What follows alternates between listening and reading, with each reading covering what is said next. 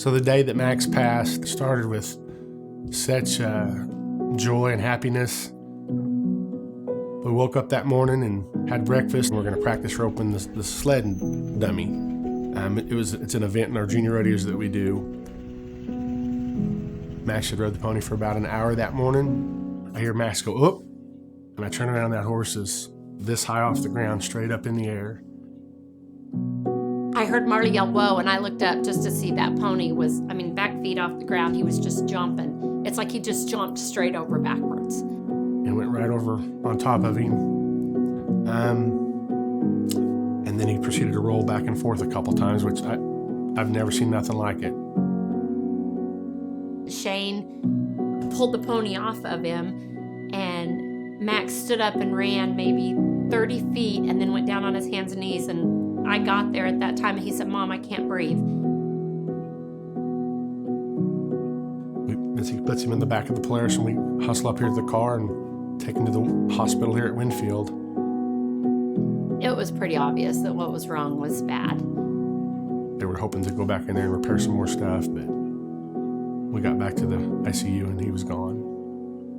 His heart was beating, I guess, but he was already going. I honestly feel like he had left the building. Just his body was there. And that's the day we said goodbye to him.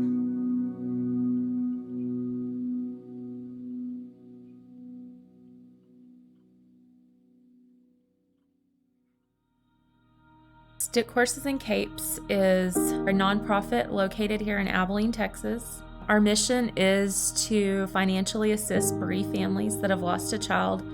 We want to be the hands and feet during a time of loss for a family.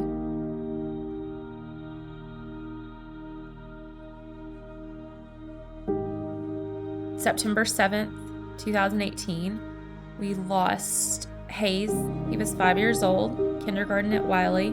He went hunting with Marshall. They came back. It was a normal day. It was just a normal day for us that ended not how we had planned.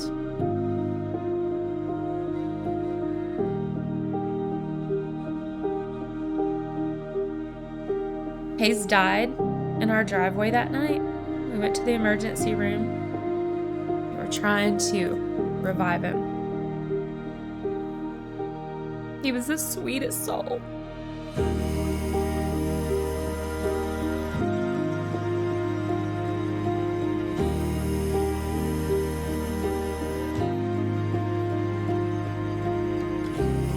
The very next day after the accident, Shelley woke up and she said that we were going to turn this tragedy into a positive somehow.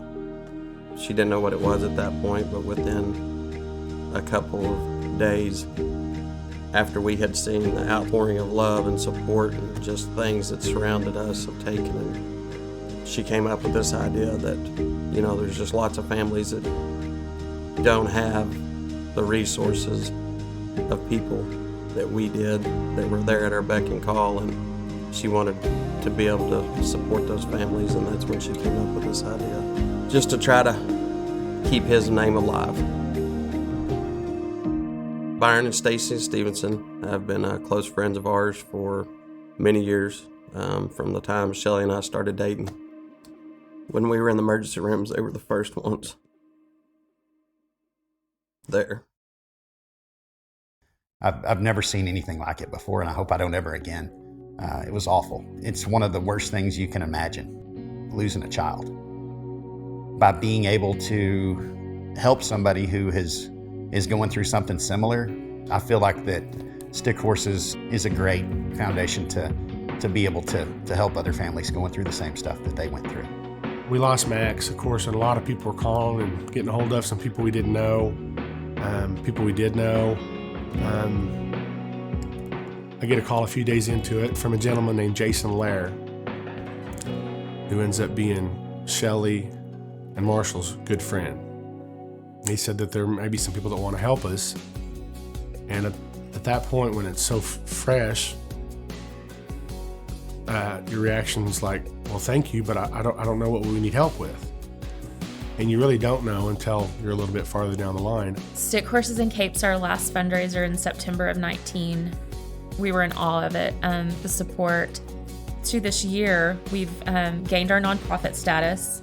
We fulfilled Hayes' scholarship endowment with the Community Foundation of Abilene.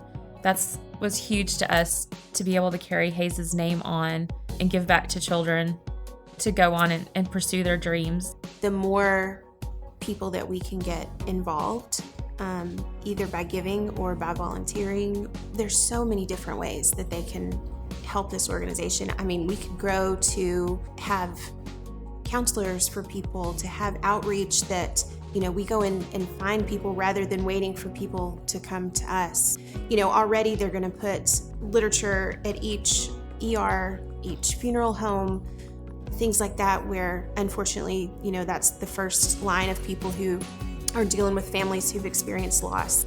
I know there's a nonprofit on every corner of Abilene, and I know a lot of them do a lot of good for a lot of people, but we're asking you to please consider Stick Horses as a great charity to give to because of their goal, their mission in helping people that's been through a tragic loss like Marshall and Shelley.